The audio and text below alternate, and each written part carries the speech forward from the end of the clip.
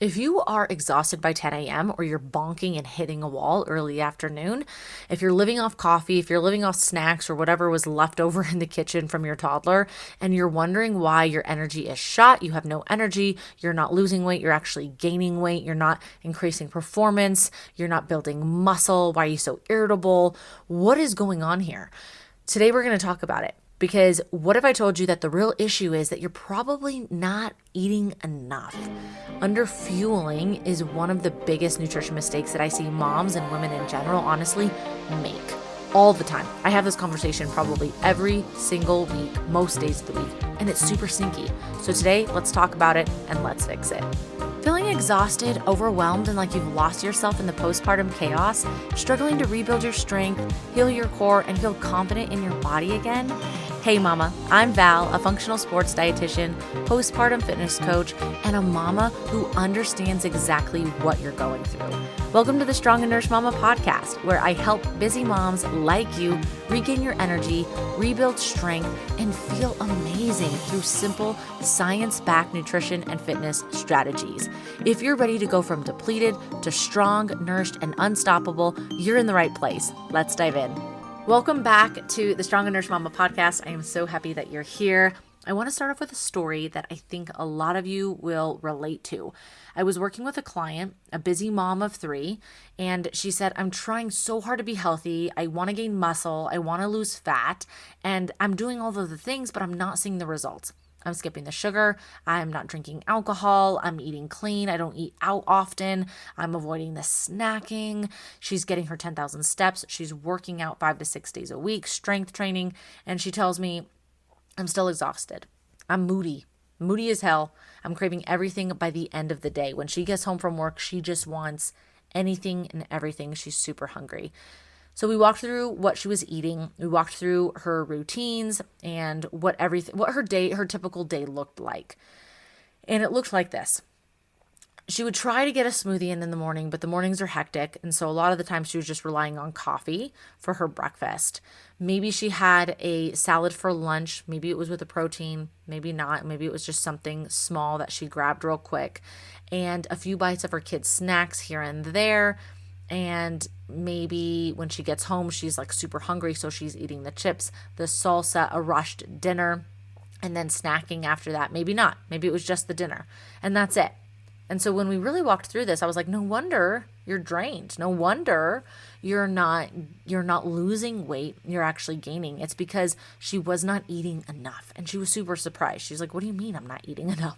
I'm like, you're not eating enough to support everything that you're asking of your body. And this happens all the time with moms. It happens all the time with the women that I work with. Whether they are a year, 2 years postpartum, they're 10 years postpartum, or even talking to a woman last week who is about to turn 60, underfueling is going to lead to so many different symptoms. And you're trying to do the right thing.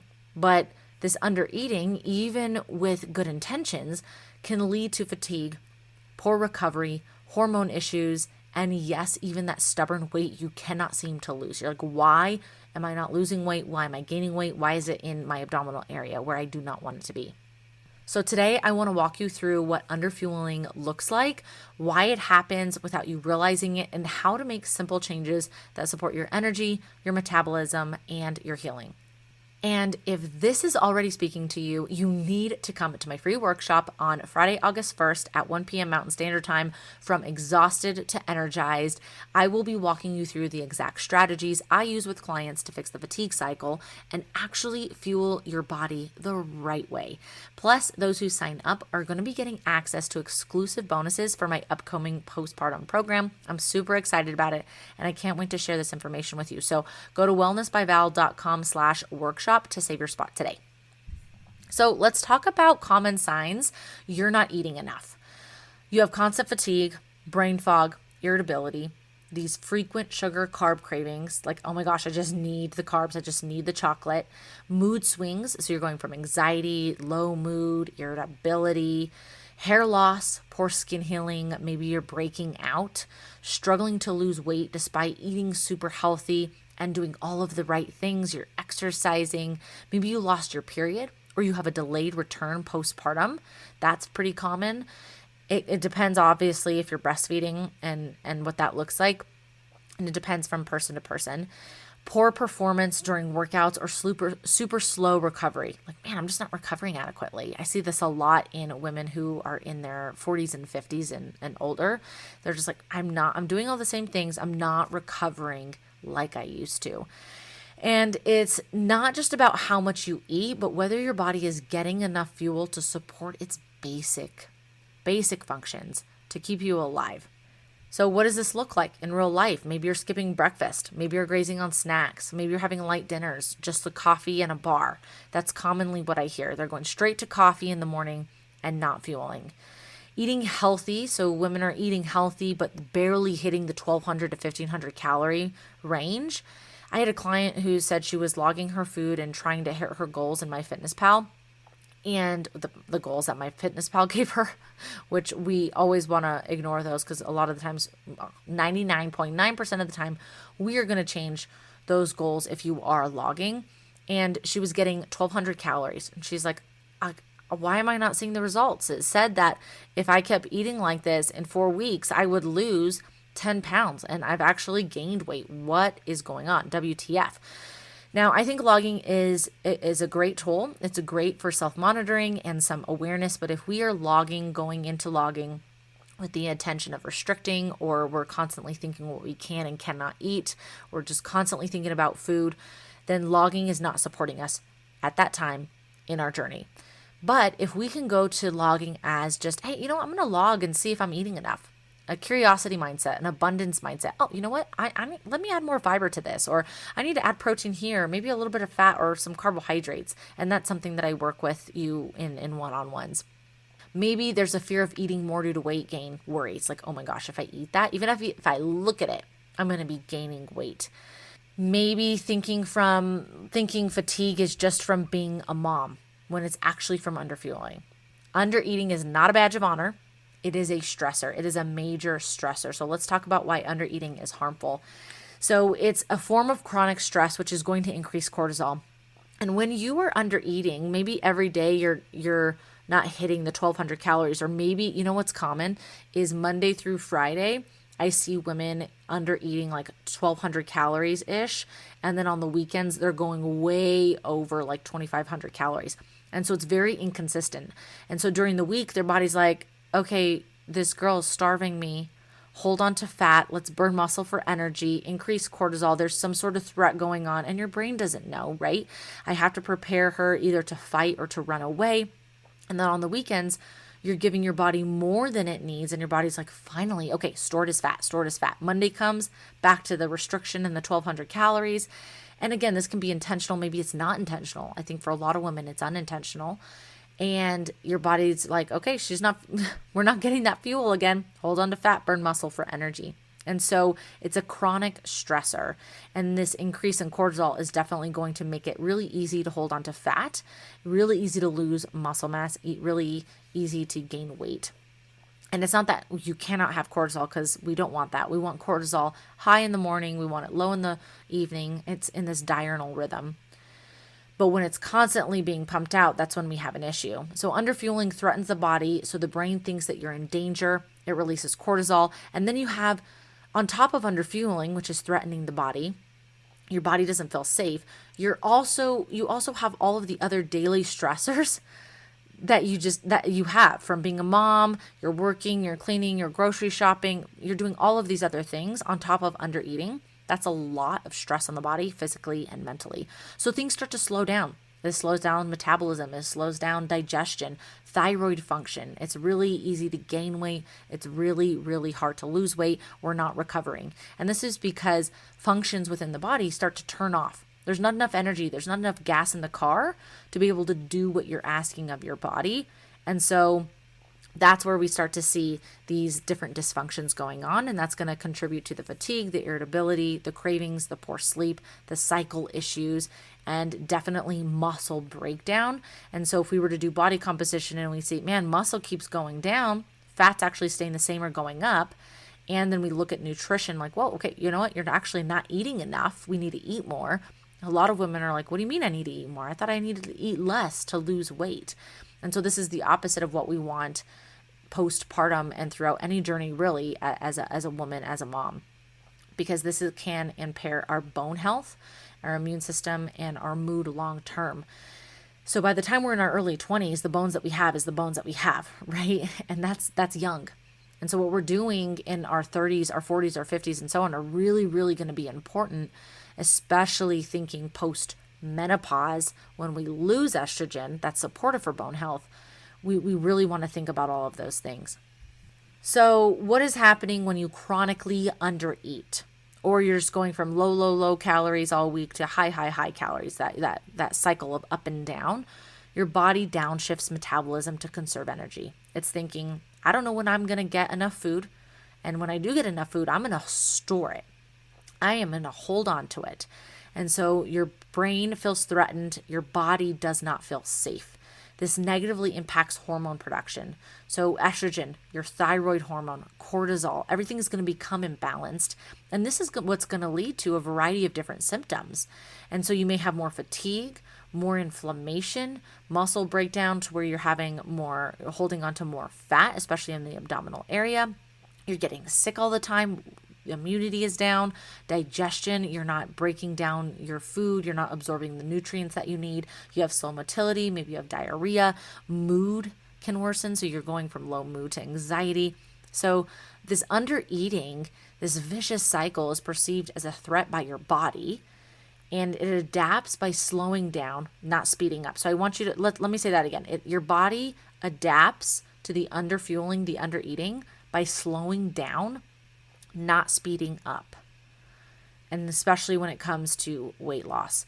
So I want you to always ask yourself, why does the body think this is a good idea?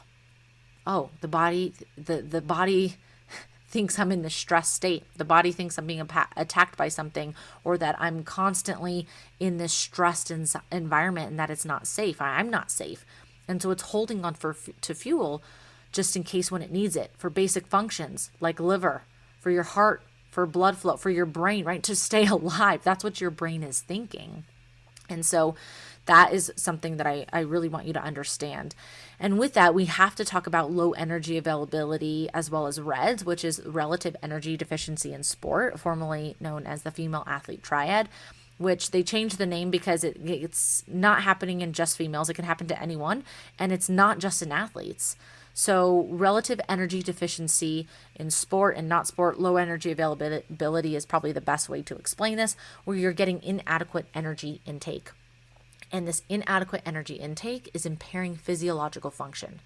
You are not eating enough for what your body needs to stay alive, for your heart to beat, for you to detoxify, for you to breathe, for your brain to function, for you to digest and get rid of everything and absorb the nutrients and convert it to energy, and then add on being a mom and working out and doing all of the things that you have to do. So let's talk about your resting energy expenditure, or your resting metabolic rate, your RMR. This is the amount of energy that you need to sit on the couch and breathe and stay alive. Okay? So for a 33-year-old woman who is 5'6" and weighs 145 pounds, the resting metabolic rate for this person is 1,655 calories. That is the amount of calories, 1650, let's keep it simple, to sit on the couch, breathe, and stay alive. And most women thinking of that number would be like, oh my gosh, that's way too many calories. I can't be eating that. I'm going to gain weight. So if this is the person's resting metabolic rate and the amount of energy they need to sit on the couch, but they're not sitting on the couch all day long, okay? So even when they're sedentary, we have these activity factors that are multiplied to your resting metabolic rate. So you have an activity factor even when you're sedentary. So you don't exercise. You just wake up, you do the laundry, you walk around, you go into the office, you sit all day, you come home, you cook, you sit on the couch and you go to bed. Calories go from 1650 to 1980. When you're lightly active, you're doing some walking, they're bumped up to 2275. So these activity factors are really depending on how active you are. So the more you are asking of your body, the 10,000 steps, the chasing the kids around, the 5 to 6 days a week of exercise, the high intensity interval training, the strength training, the stress at work and cleaning and doing everything we do, that costs energy. And so the more active you are, the more you're asking of your body, the higher this activity factor is, right? So if you're moderately active, you multiply your resting metabolic rate, the 1650, by 1.55.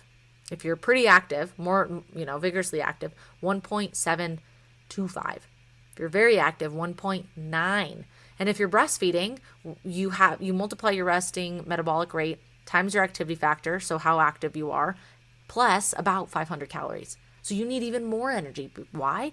Because it costs energy to make milk and breastfeed your baby, or breastfeed or pump or however you're doing it. All of these things cost energy. We need the right amount of gasoline in the car to be able to drive the car, right? And so if we're not getting that, if let's say you need 2,000 calories and you're giving your body 1,200, that is an 800 calorie deficit. That is significant. And it's going to be really easy for you to gain weight and to lose muscle mass and to have all of the symptoms that I just explained. And in the short term, that's not good. And in the long term, 20, 30, 40 years from now, that's not going to be super supportive for our bone health. So when we fall when we're 85, it can really negatively impact our overall health, right? So something I want you guys to think about.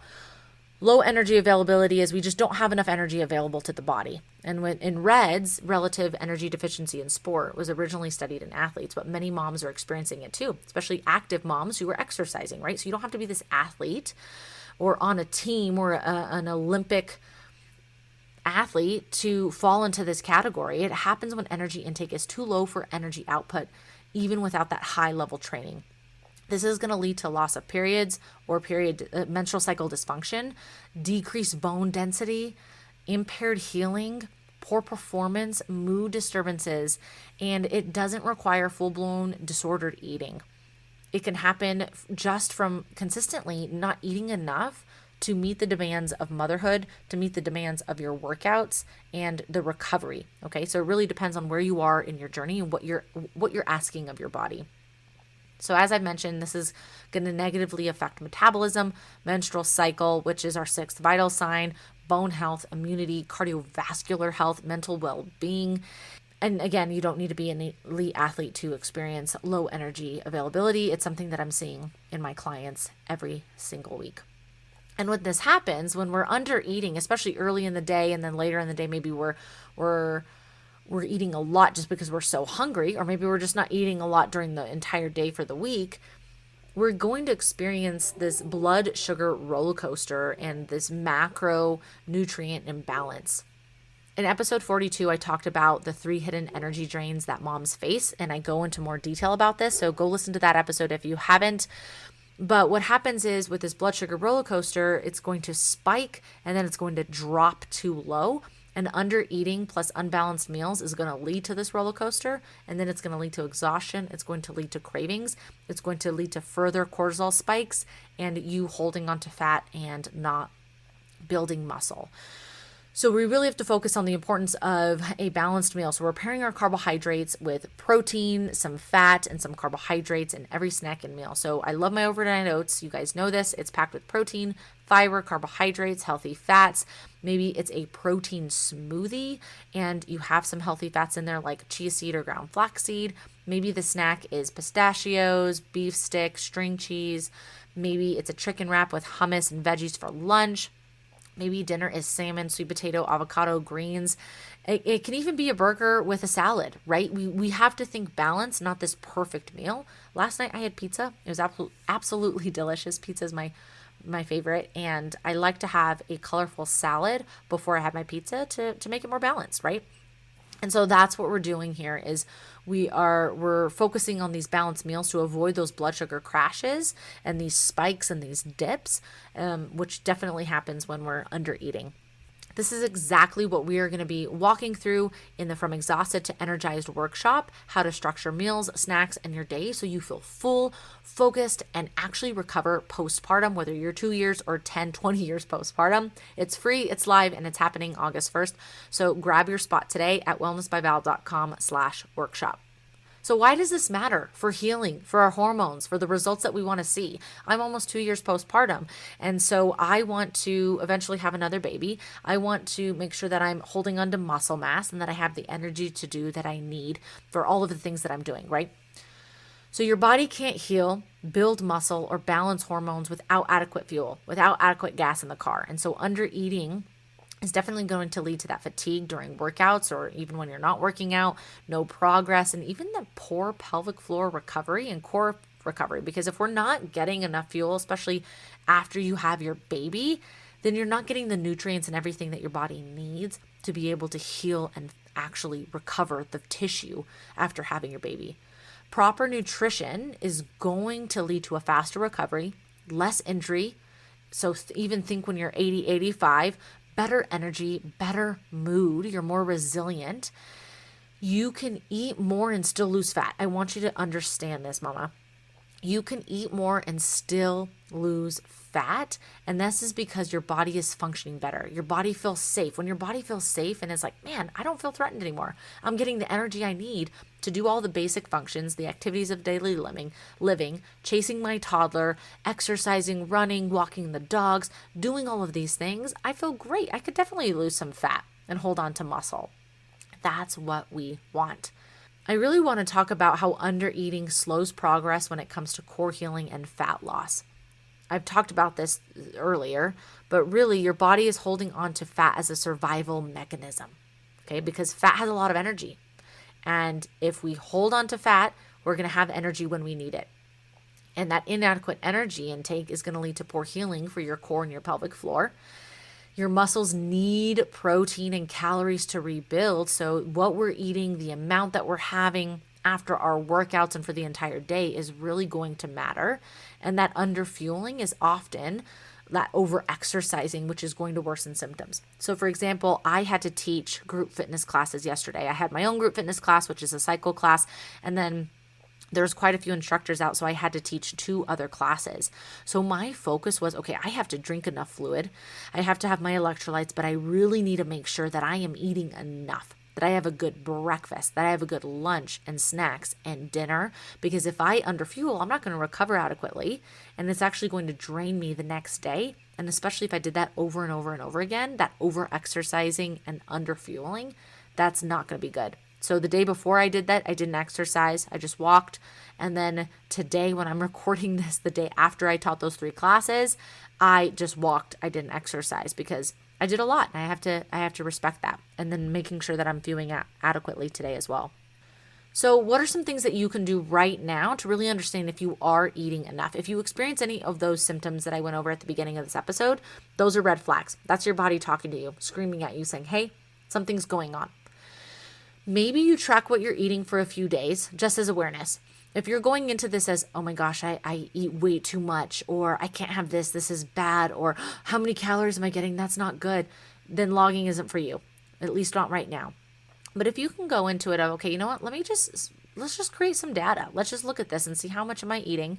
And maybe you schedule one-on-one with me at wellnessbyval.com/nutrition. And we really dive into, is this something that's appropriate for you? And what are your goals? What are you wanting to get to? You also want to make sure that you're not skipping meals. So making sure that you have a plan in the morning. So if mornings are really busy, then make sure that you have something already prepped or something that you can just grab and get, whether it's you made the smoothie the night before, you just have to microwave something, you just have to grab it and eat it so that you're not just letting the day take over. And then you're like, oh crap, I didn't eat breakfast and now I'm starving, or what the heck. So we don't want to skip meals. So set reminders if you need to. Add snacks with protein, carbohydrates between meals if needed. This really depends on your activity and what you need. And don't fear carbohydrates. You need them. You need them for energy. You need them for recovery. And they're also delicious. So please do not fear carbohydrates. This is what I want you to think. Fueling for the life I want and not punishing my body for how it looks. I am going to fuel my body for the life I want. I want to have the energy to play with my kids. I want to have the energy to be able to work and go to the gym and spend time with my spouse and not punish my body for how it looks. Okay? I think that is super, super important. If you are nodding your head like, yep, this is me, you need to join the Exhausted to Energized workshop on August 1st at 1 p.m. Mountain Standard Time. I will be walking you through how to fuel your body for more energy, better healing, and finally start feeling like yourself again. No diets, no rules, just real food and smart habits, something that's realistic for a busy, busy mom. Plus, everyone who signs up will get access to special bonuses and early enrollment for my newly revamped postpartum wellness program. I'm super excited about it. So don't wait. Go to wellnessbyval.com/workshop to save your spot today. I hope you enjoyed this episode. If you have any questions, reach out, and don't forget, stay strong, stay nourished. Hey mama, I hope you loved today's episode. If it resonated with you, would you please take 30 seconds to share it with another mom, a mom who's looking to make healthy eating and exercise easier, because we need that. And if you haven't yet, I would be so grateful if you could leave a quick review on Apple Podcasts. It truly means the world to me and helps the show reach more amazing moms like you. All right, time to chase my toddler around. Stay strong and nourished, and I will be back on Monday with another episode. Talk soon.